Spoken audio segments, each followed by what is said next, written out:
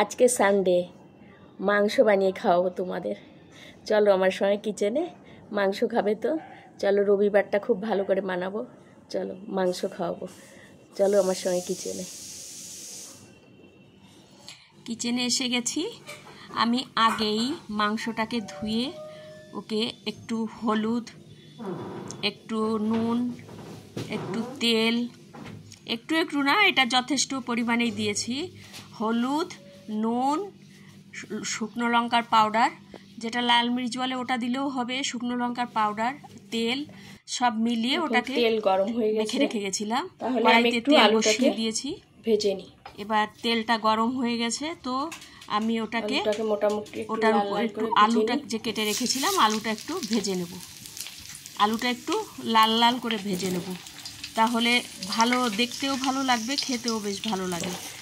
সরাসরি কাঁচা আলু দেওয়া যায়, কিন্তু একই সঙ্গে সিদ্ধ হবে সেটাও দেওয়া যায়, কিন্তু একটু ভেজে নিলে সেটা খুব ভালো হয়, খুব একটা আলাদা রকম সুন্দর একটা কালার আসে।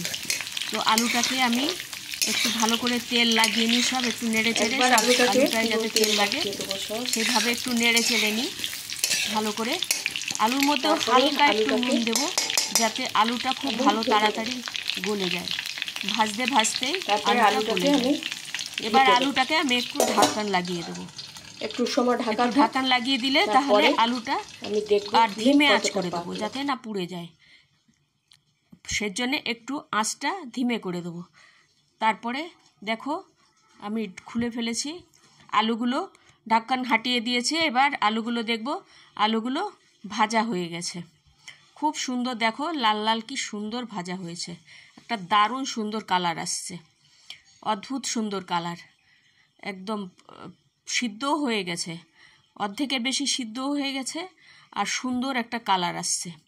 এবার আলুগুলোকে আমি একটা একটা করে তুলে নেব, আলাদা করে তুলে রাখবো। সব আলুটাকে আমি কড়াইয়ের থেকে তুলে নেব, যাতে আর পরে অন্য সময় আবার দেব মাংসের সঙ্গে।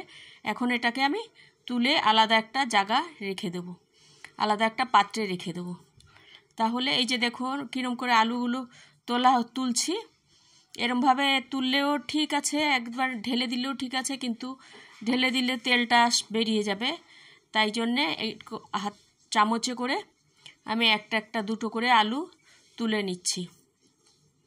আলুগুলো দেখুন দেখতে এত সুন্দর লাগছে, খুব সুন্দর হয়েছে আলুগুলো, ভাজাটা অদ্ভুত লাগছে দেখতে ভাজাটা।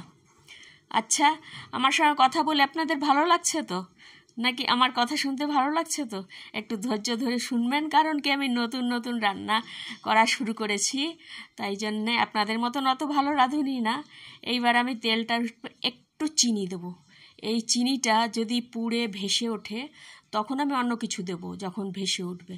কারণ কি এই চিনিটা যদি পুড়ে ভেসে ওঠে তাও তার মানে পুড়ে গেল চিনিটা, আর চিনিটা পুড়ে যাওয়া মানে মাংসটার কালারটা খুব সুন্দর আসবে, একটা আলাদা টেস্টও হয়। একটু হালকা চিনি দিয়েছি, বেশি দিনই। দেখুন এই যে ভেসে উঠেছে, পুড়ে ভেসে উঠেছে, এটার জন্যে সুন্দর একটা কালার আসবে।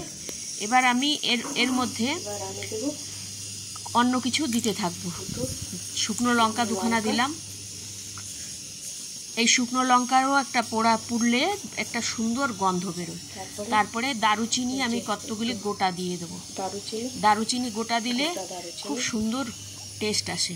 কিছু কিছু জিনিস গোটা গোটা দিলে খুব সুন্দর টেস্ট হয়, এই জন্যে আমি শুকনো লঙ্কা গোটা, দারুচিনি গোটা, এবার জিরে দিলাম, একটু জিরে দিয়ে দিলাম। জিরেটাও আমি মশলার সঙ্গে পিষেছি, কিন্তু আবার আলাদা করে গোটা গোটা দিলাম যাতে টেস্টটা একটা আলাদা আসে।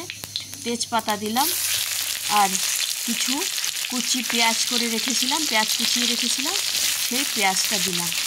এবার এগুলোকে সব কটাকে মিলে আমি লাল লাল করে ভাজবো, এগুলোকে লাল লাল করে ভাজবো।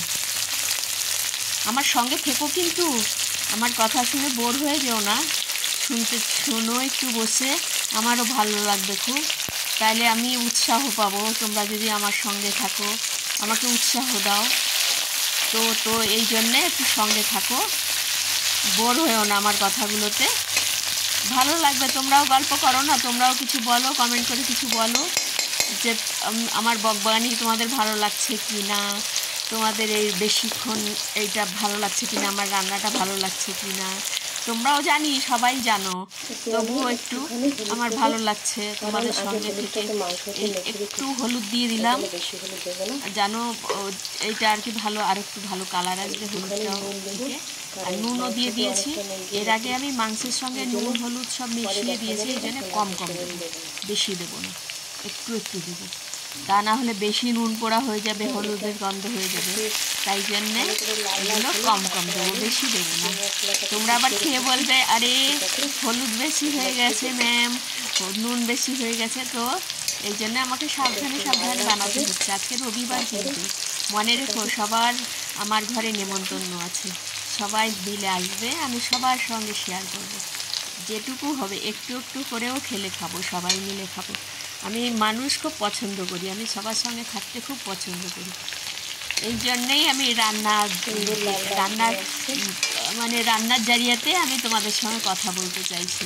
এমনি কি কথা বলবো, তাই জন্য ভাবলাম যে রান্না করি আর তোমাদের সঙ্গে একটু কথা বলি, আমারও ভালো লাগবে।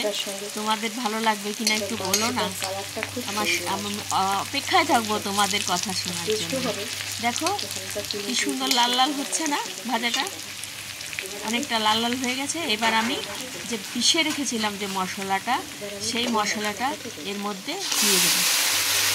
আমি কিন্তু ওই কাঁচা মশলাটা দিয়ে বেশিক্ষণ এমনি আলাদা করে কষাবো না, এটাকে আমি সরাসরি মাংস আলু একসঙ্গে দিয়ে কড়াইতে অনেকক্ষণ কষাবো, কষিয়ে কষিয়ে কষিয়ে কষিয়েই আমি ওটাকে সিদ্ধ করবো। মাংসের থেকেও আলাদা করে তেল বেরোয়, কষাবো, মাংসটা সিদ্ধ হয়ে গেলে মাংস থেকে আলাদা করে তেল বেরোবে।